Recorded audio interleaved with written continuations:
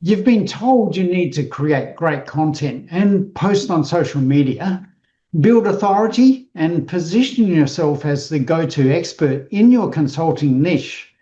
But you're still working 60-hour weeks and can't seem to break through to that next level of revenue without burning out. Well, this video is for you, because here's what nobody tells you. Authority positioning provides you a great foundation to get leads to increase your sales, but being the market authority isn't enough to scale your business. And if you try to scale without the right systems in place, you'll end up with one of three disasters: losing quality, losing control, or losing yourself to burnout. In this video, I'm going to show you exactly how the owners of successful consulting firms scale well past 7 figures while working less, delivering better results, and maintaining complete control over their business. This is the same system that I use to grow and sell 3 consulting firms, and it's what separates the consulting firms that plateau at around sub $1 million level from those that build multi-million-dollar businesses that run without them. By the end of this video, you'll know the exact framework for scaling your authority-based consulting business predictably, and I'll show you how to get started implementing this in your business right away. So as well as that, in this video, I'm going to show you why most growing consulting firms plateau at about between $500K to $1 million sales level. I'll also talk about the 3 scaling disasters: losing quality in your delivery, losing control of your operations, or suffering burnout and experiencing the stress and the pain that not having freedom from your business can provide. Also, I'll discuss the difference between growing your revenue and building a scalable business. First of all, let's talk about why authority alone doesn't scale. In the first 4 videos of this playlist, I've talked a lot about authority positioning, which is the best strategy that I've seen to help you get more leads so that you get more clients and grow your sales in your consulting firm. But the reality is, if that's where your focus has been, and your focus has been on generating income, you've probably created a business where you're now the bottleneck to growth. And some people call this the expert trap, which is where consultants like you have focused a lot on building their authority positioning, and they've built a personal brand that attracts clients. But the reality is you can't clone yourself to be able to grow your business indefinitely. So what happens when you're focused on growing sales and increasing the client base of your business without looking at how you can structure your business more efficiently and create scalability within your business? You hit a point where you can't do any more. And at that point, you really become the bottleneck to growth in your business. A lot of consultants try to overcome this personal bottleneck by hiring other experts in their business so that they can offload some of the delivery work that they're creating from growing their sales. But what tends to happen when you start hiring more people to do the delivery work that you no longer have time for is that you start to build complexity into your business. Your business becomes harder to manage. Your people need your attention and your time more and more, and they can't do the job as well as you can do it. Therefore, you start to create a business where the bottleneck shifts from how do we get more sales, and then how do you do more of the work, to how do we get your team to work efficiently so that delivery can be done efficiently with a level of quality that you're used to, or the level of quality that your clients are used to, and without you losing control of your operations, because now you have so many other people demanding your attention. And what tends to happen at this point is that the feast-famine cycles that you maybe used to have when you were a solo operator or just had one or two people on your team,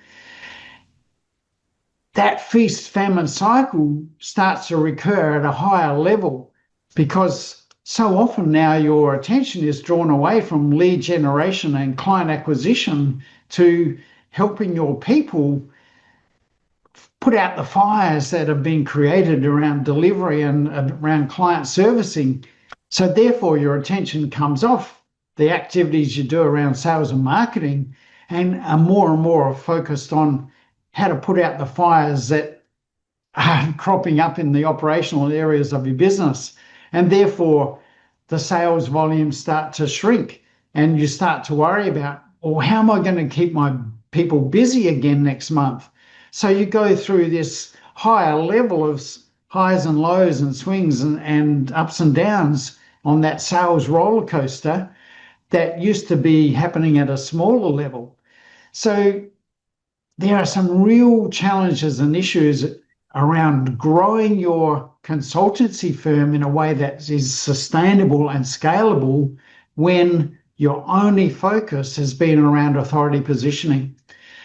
One of my clients previously suffered from this situation as well, and they were stuck in a business that was generating around $800,000 per year on a fairly consistent basis for the past 3 years. But the problem was Damien was working 60-hour weeks in the business and really was feeling the pressure of maintaining sales at that level. But while that was happening, the profitability of the business was quite marginal because there were inefficiencies that were built into the business operations because of the number of people that were involved in the operational side of the business as well. He had a staff of 10 people at the time, and his focus was not only on how to get the work delivered on time, but also then how does he keep this team of 10 people busy? So he was pulled in different directions all the time and was really suffering quite a lot of stress and feeling burnt out, not being able to take time off, not being able to take holidays, having to work 6 days a week just to keep the machinery turning over. But it was eventually grinding him down and down, and he knew that he couldn't continue to operate like that. So what we did when we looked at Damien's business was really look at where he was in the growth cycle of the business. And really there are four growth stages in any professional service firm. And most professional service firms or consulting firms start off at the struggle stage, where it's really about getting the business off the ground, and there's a struggle to find new clients all the time. There's a need to get a consistency in client flow, but because typically at that point you're the only one who's doing the work and making the sales, you're suffering those sales cycles, the feast-famine sales cycles that mean that you're busy one month and then quiet the next. So your attention is always being changed from sales one month to delivery the next month and backwards and forwards all the time. So the real way through that challenge to get from struggle to survival, where you start to have a more consistent flow of sales and a way of increasing your income to a higher level, bring on some team members to support you in that, to be able to operate at that survival level where you operate with a greater level of consistency. The key to that is building that strategy around client acquisition. It is possible, and we see a lot of consulting firms get to a level of survival because they have a strategy around client acquisition, which is based on referrals, which often come from past clients or existing clients, but also often from the networking activities that the owner of the business gets involved in. And typically that's where the next bottleneck is, because you can grow a business to a level of survival where you rely on referrals and generate new clients through networking.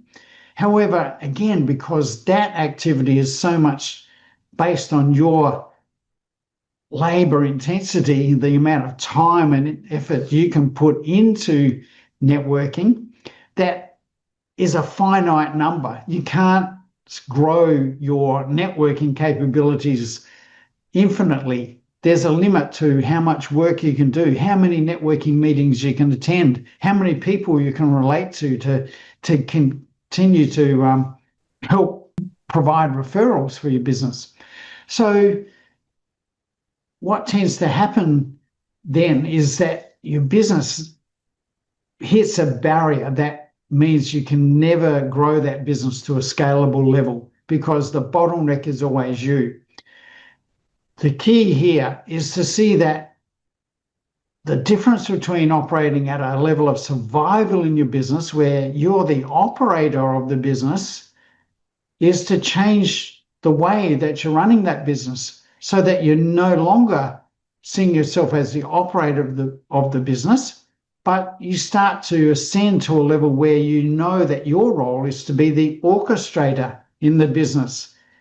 The difference between being an operator and an orchestrator is an operator is focused on how do we generate the income in the business, whereas the orchestrator is focused on how do we generate income producing assets in the business. And that is where scalability starts to come to play, because most firms get stuck at that level between survival and scalable. They can't get to a level of scalability consistently without, first of all, having the right structure in place and then systemizing their operations effectively so that the business becomes scalable. But when the owner is focused on income generation and income production without focusing on building the business the right way. So the bottleneck really is where the business owner is the operator of the business focused on generating the income of the business, instead of becoming the orchestrator where their focus is on identifying the most efficient structure in how the business operates and building a business model that delivers services in the most efficient way, and then being able to systemize things so that they can start to effectively delegate their tasks and the operational tasks in the business and be able to step back to be able to run the business at a strategic level rather than have their hands on everything that's going on. A business at that level starts to become scalable, but we often see businesses sort of fluctuating between scalable and survival because the right strategy is not in place to start with, which means that the structure of the business can't be efficient. And when there's no efficient structure, there's no way to create efficient systems, because if you start to systemize the business too early before you've got the most efficient structure in place, you actually systemize chaos in the business. So it creates complexity, it creates extra cost burdens on the business in the underlying, the structure of the business that's not built in a scalable way. So we often see consulting firms that start to get into scalability and start to systemize things, but then everything starts to come apart because the business is inefficient and not really scalable. So businesses drop back to survival level before they start to think about growth and scalability again, and again start to move in a direction towards scalability. But unless you remove those hidden barriers and the underlying inefficiencies from the operational aspects of the business, you never will get to a level of scalability, which means obviously you'll never get to a level of salability, which is the pinnacle of business growth, where you have a business that runs without the owner of the business because the structure is right and the systems are right, which means the owner can really operate at a higher strategic level because none of the business operations is dependent on the owner anymore. So this is where we need to see authority positioning as part of the strategy of the business rather than the total focus of the owner. We need to see that a strategy needs to be built around authority positioning, but if that's the only focus of the owner of the business and the owner doesn't look at how they can become the orchestrator, creating a business that has the efficient structure and the effective systems to help the business work for them rather than them having to make it work, the business is always stuck at a level where it becomes stressful and hard to manage. So the key shift that has to be made, first of all, is in the mind of the owner of the business. And they need to see that their role needs to shift from operator to orchestrator.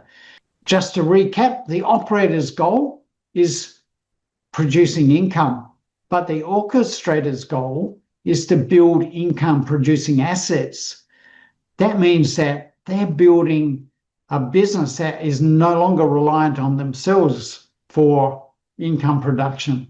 They're building assets into the business that drive income and drive results so that they can start to step back from that day-to-day activity and day-to-day interaction in all of the operational areas of the business. So to grow our business from struggle through survival to scalable and saleable, we need to first of all identify what is the right strategy for the business. Then what is the most efficient structure for the business? And then how do we build the systems into their operations that help our business run efficiently and effectively to deliver the right results for our clients so that they're happy to pay us at a premium level and capitalize on that authority positioning that is part of that strategy. So again, in previous videos, we've looked at the importance of leverage in the business. And we need to build leverage into every aspect of the business. The operator in the business owner who is an operator, is focused on working hard for the business, whereas the business orchestrator understands the importance of leverage and is focused on how to make the business work hard for the owner. That is the practical difference that creates the results in turning a business from survival into a scalable business. We also need to understand how to build scalability into the service delivery. And that comes about by having the correct strategy so that we're dealing with the right sort of clients who are the most efficient to work with so that we can do our best work in the most effective way and at the most profitable level. And the third aspect is to focus on team scalability. How do we empower our team to do the work effectively with a minimum of our input as the owner of the business? So to really look at the strategy that's important here is to first of all see authority positioning as the means of attracting the attention of our ideal clients. So when we look at strategy, we need to see the combination of three factors here.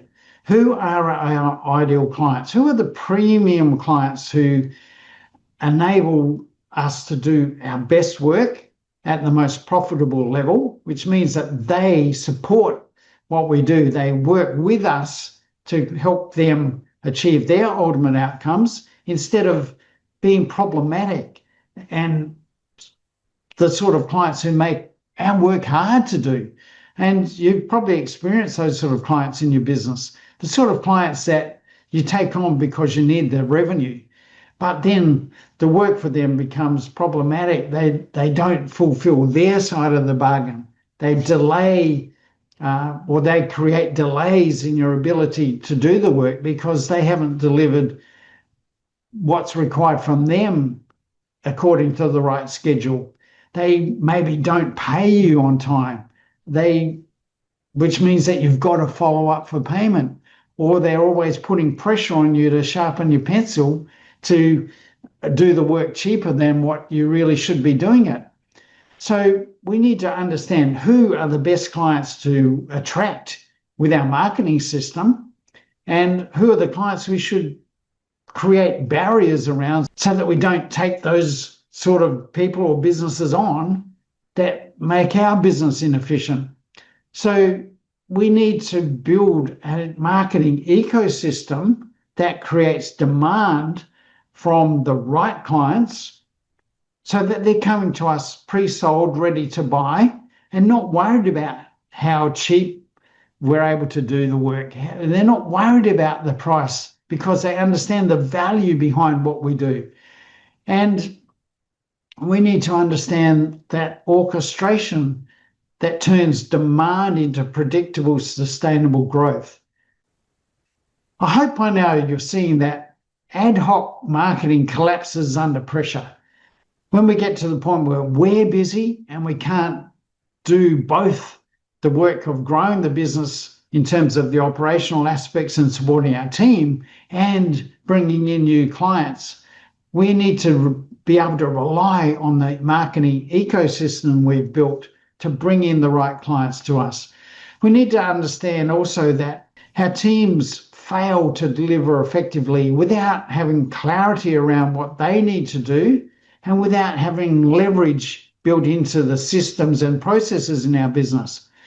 And we need to understand that freedom for us only comes when growth is repeatable, when our services are standardized and repeatable for each client, when each client that we bring on empowers us to do our best work for them so that they get great results and that we can have longevity in our relationships with them, which means that we don't have to start with new clients and build all that groundwork into new client acquisition and client onboarding, which often takes more time and makes our business inefficient compared to when we work with existing clients on an ongoing basis. So building that right strategy into the business up front is what gives us the first foundation for scalability. Understanding who our best clients are, how to attract them, then how to work with them in a business model that is efficient to operate. So with the right structure in our processes, with the right structure with our team members, so that they can work efficiently under systemized processes that enable them to do the job repeatedly so that they grow in their skill levels and their capability of working efficiently and cost effectively for every one of our clients.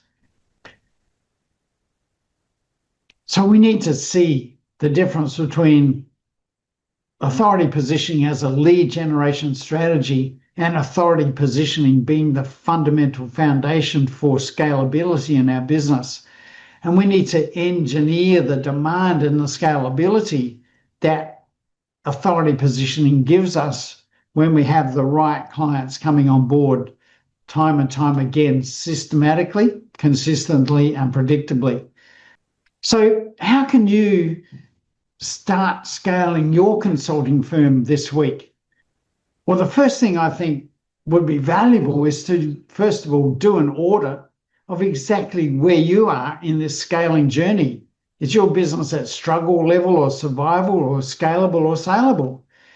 If you look in the description below, you'll find a link to our online consulting growth scorecard, where you'll be able to do a self-assessment that will show you exactly where you are on that growth gradient.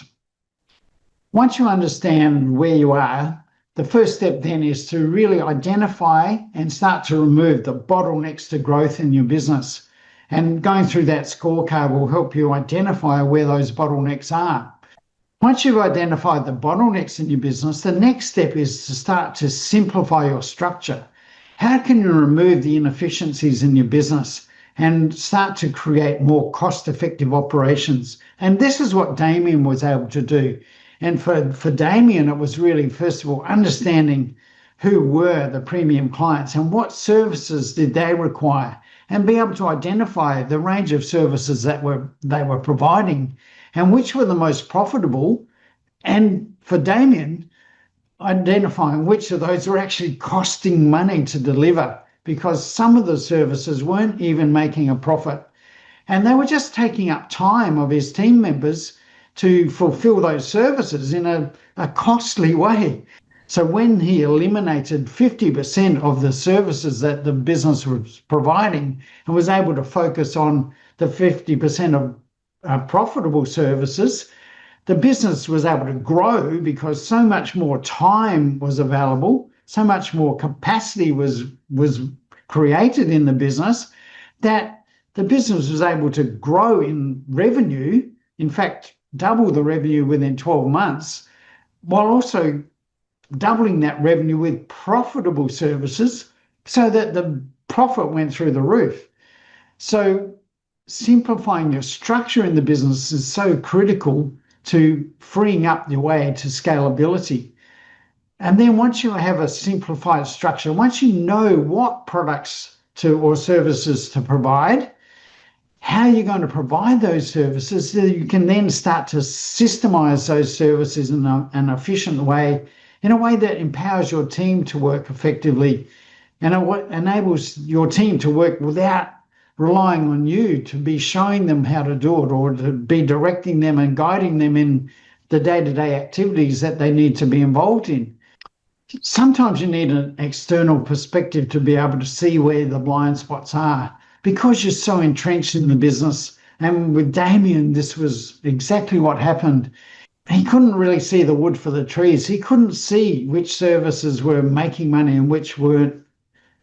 He couldn't see how the structure of the business and the way they delivered the services was creating inefficiencies, where there were bottlenecks in the way they were actually doing the work for the clients, and the way that the business was operating on a day-to-day basis restricted the capacity of his team members to actually do the work that they were able to do. And just eliminating those bottlenecks and barriers there just created so much more capacity for growth.